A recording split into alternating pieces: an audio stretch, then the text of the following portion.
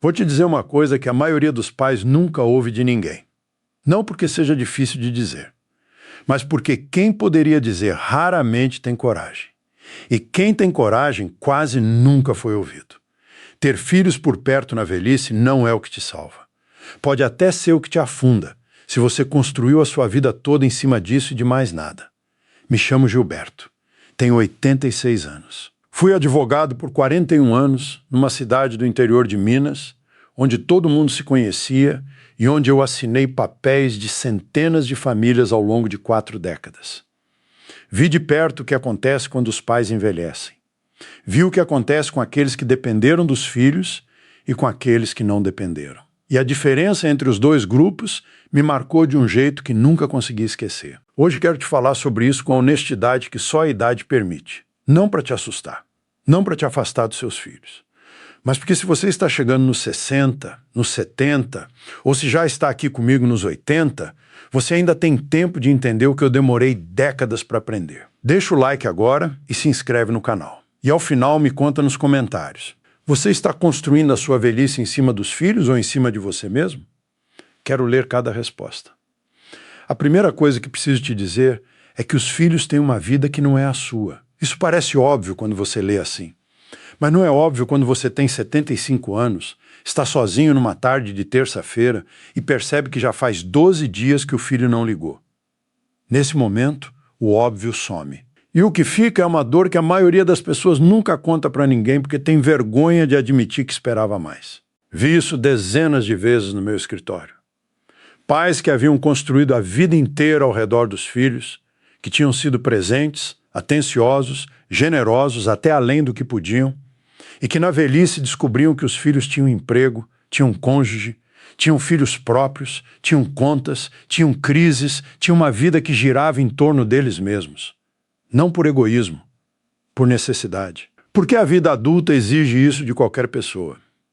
E o pai ou a mãe que havia esperado que a presença dos filhos fosse o pilar da própria velhice ficava olhando para um vazio que ninguém havia prometido preencher, mas que ele havia assumido que seria preenchido. Cal Pillemer, pesquisador da Universidade Cornell, que passou anos ouvindo mais de 1000 pessoas idosas sobre o que haviam aprendido na vida, encontrou um padrão que se repetia com uma frequência que ele mesmo descreveu como surpreendente. As pessoas que envelheciam com mais paz não eram as que tinham mais filhos por perto. Eram as que tinham construído uma vida que não dependia da presença dos filhos para ter sentido. A segunda coisa que preciso te dizer é que a presença física dos filhos não é o mesmo que apoio real. Essa confusão é uma das mais caras que um pai pode fazer. E eu digo, cara, no sentido literal, porque ela custa muito. Conheci casais que venderam a casa onde haviam morado a vida inteira para se mudar para perto de um filho. Que deixaram os amigos, o bairro, o médico de confiança, a feira do sábado de manhã, o bar onde tomavam café há 20 anos. Deixaram tudo isso porque acreditaram que estar perto do filho era a forma mais segura de envelhecer. Alguns desses casais, 6 meses depois, estavam mais sozinhos do que antes. Porque o filho trabalhava. Porque a nora ou o genro tinha a própria rotina. Porque os netos estavam na escola, no curso, no celular. E o casal havia trocado uma vida que tinha substância por uma proximidade geográfica que não tinha nenhuma garantia de afeto real no dia a dia. Já vi o oposto também. Vi pais que moravam a 4 horas de distância dos filhos e que tinham uma qualidade de vida muito superior. Porque tinham os próprios amigos, a própria rotina. O próprio propósito. E as visitas dos filhos, quando aconteciam, eram encontros reais, com presença de verdade, não obrigação de fim de semana. A distância geográfica não determina a qualidade do vínculo. E a proximidade geográfica não garante nenhuma das coisas que você realmente precisa na velhice. A terceira coisa é que os filhos não conseguem te dar o que só os iguais podem dar. Isso é o que ninguém fala. E é o que mais faz falta quando falta. Os filhos te amam, na maioria dos casos. Mas eles não entendem o que é ter 80 anos. Não entendem o que é acordar num corpo que já não responde como antes.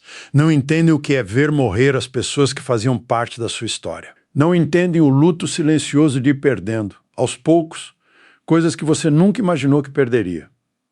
Um amigo da sua geração entende. Não porque é mais inteligente ou mais sensível, mas porque está vivendo a mesma coisa. Porque passou pelo mesmo tipo de perda. Porque quando você diz que está cansado de um jeito que não é físico, ele sabe exatamente o que você quer dizer, sem que você precise explicar. Juliane Holt Lundstedt, da Universidade Brigham Young, analisou mais de 3 milhões de pessoas em 148 estudos diferentes e documentou que o isolamento social prolongado tem efeitos sobre a saúde, equivalentes a fumar 15 cigarros por dia. Mas o que ela também mostrou, e que quase ninguém cita, é que o que protege a saúde não é quantidade de contato social, é qualidade. Uma tarde por semana, com um amigo que te enxerga de verdade, equivale, em efeito protetor sobre o cérebro e sobre o coração, a muito mais do que uma vida inteira de visitas de cortesia dos filhos no domingo. Depois que minha esposa Conceição morreu, há 8 anos, eu tinha 2 filhos que ligavam com regularidade e que se preocupavam comigo de verdade. Mas quem me salvou não foram eles. Foi o Hernani, meu amigo de 43 anos, que apareceu na minha porta numa manhã de segunda-feira com 2 pães de queijo e uma garrafa de café. E ficou sentado comigo na varanda por 3 horas falando de tudo e de nada. Porque ele sabia o que era perder a mulher depois de décadas. Porque ele havia passado por isso 4 anos antes. E porque havia coisas que eu precisava dizer que só faziam sentido para alguém que entendia de dentro. Nenhum filho pode te dar isso. Não por falta de amor. Por falta de experiência vivida. A quarta coisa é que a dependência dos filhos corrói a relação com eles. Esse é o paradoxo mais cruel de toda essa história. Quanto mais você depende dos filhos, mais você os sobrecarrega. E quanto mais os sobrecarrega, mais a relação vai perdendo a leveza que a tornava boa. E quando a leveza vai embora, o que fica é a obrigação dos 2 lados. Você se sente um peso. Eles se sentem presos. E ninguém consegue dizer isso em voz alta, porque ninguém quer machucar o outro. Vi isso acontecer com uma clareza dolorosa em dezenas de famílias que passaram pelo meu escritório ao longo de 41 anos. Pais que haviam se tornado dependentes dos filhos, financeiramente ou emocionalmente, ou nos 2 sentidos, e que percebiam, sem conseguir nomear, que os filhos vinham visitá-los cada vez com menos vontade, que as ligações ficavam mais curtas, que as desculpas para não aparecer ficavam mais criativas. Não porque os filhos eram ruins, porque ninguém consegue, por muito tempo, manter o afeto genuíno em relação a alguém que virou uma obrigação. Lindsay Gibson, pesquisadora que passou décadas estudando dinâmicas entre pais e filhos adultos, documentou que as relações mais saudáveis entre gerações são aquelas em que cada parte mantém a própria autonomia, em que o pai não precisa do filho para existir e o filho não precisa do pai para se sentir um bom filho.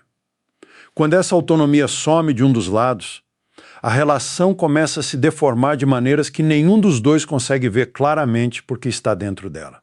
O filho que mais me visita hoje, o meu mais novo, o Cláudio, é o que eu menos cobrei durante a vida toda. Nunca liguei esperando que ele viesse. Nunca sugeri que ele morava longe demais. Nunca dei a entender que me sentia abandonado quando ele não aparecia.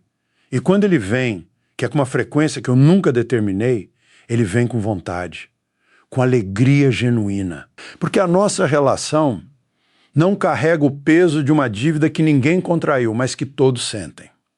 A quinta coisa, e essa é a que mais dói admitir, é que a velhice que você tem é a velhice que você construiu. Não é a que os filhos constroem para você. Não é a que a família garante. É a que você foi erguendo ou deixando de erguer, com as decisões que tomou anos antes de chegar aqui. Se você cultivou amizades, você tem amizades. Se você cuidou do corpo, o corpo ainda responde. Se você manteve a curiosidade viva, a mente ainda funciona. Se você guardou dinheiro suficiente para não depender de ninguém, você ainda decide o que come, onde vai, o que faz com o seu tempo. E se você não fez nada disso, nenhum filho, por mais presente e dedicado que seja, consegue substituir o que você não construiu. Carol Reif, da Universidade de Wisconsin, que dedicou décadas ao estudo do que ela chamou de florescimento psicológico, identificou a autonomia como um dos pilares centrais do bem-estar em qualquer fase da vida. não a independência de quem não precisa de ninguém, mas a capacidade de viver a partir de dentro, de fazer escolhas que nascem dos próprios valores e não do medo ou da necessidade. Essa autonomia, ela mostrou, não aparece por acaso na velhice. É o resultado acumulado de como você viveu os anos anteriores. Com 86 anos eu tenho os meus filhos. Tenho o Cláudio, tenho a Beatriz, tenho o Ricardo, que mora fora do país e que liga toda semana sem falta. Amo os três de um jeito que não cabe em palavra nenhuma. E, ao mesmo tempo, a minha velhice não depende deles. Tenho o Hernani, tenho a minha caminhada de toda manhã pelas ruas do bairro onde moro há 52 anos, tenho os meus livros, tenho os casos que ainda escrevo de vez em quando sobre a vida que passei dentro daquele escritório. Tenho uma vida que é minha, que tem substância própria, que existiria mesmo que os filhos fossem mais distantes ou menos presentes do que são. E é exatamente por isso que quando eles aparecem, a nossa relação é boa. Porque eles não estão preenchendo um vazio, estão somando uma plenitude. Não estou te dizendo para amar menos os seus filhos. Não estou te dizendo para se afastar deles, nem para deixar de valorizar a presença deles. Estou te dizendo que o amor que você sente por eles é grande demais para ser a única coisa que sustenta a sua vida. Que eles merecem ser amados sem a pressão de serem o seu único apoio. E que você merece uma velhice que não depende da disponibilidade de ninguém para ter sentido. Se você tem 60 anos agora, ainda está construindo. Ainda dá tempo de cultivar as amizades que vão estar lá quando o filho não puder. Ainda dá tempo de cuidar do corpo que vai te sustentar quando ele precisar de mais atenção. Ainda dá tempo de encontrar o propósito que vai te chamar da cama mesmo nas manhãs em que não há ninguém esperando por você. Você já está aqui nos 70, nos 80, ainda dá. Não para construir do zero, para reforçar o que existe, para ligar para o amigo que você foi deixando de lado, para sair de casa mesmo quando é mais fácil não sair, para decidir por você mesmo, mesmo quando é mais cômodo deixar que alguém decida. A velhice com dignidade não vem dos filhos, vem de você, sempre veio. E quanto antes você entender isso, mais tempo você ainda tem para construir a vida que vai te sustentar quando os anos ficarem mais pesados. E conta nos comentários o que você está construindo para a sua própria velhice, além dos filhos. Pode ser uma linha só, mas eu quero ler. Porque é ali que a nossa conversa continua de verdade. Se esse vídeo fez você pensar, deixa o like. Ele ajuda mais gente a encontrar essas palavras na hora certa. Se inscreve no canal, porque aqui a gente fala sobre envelhecer com honestidade, sem romantismo e sem medo.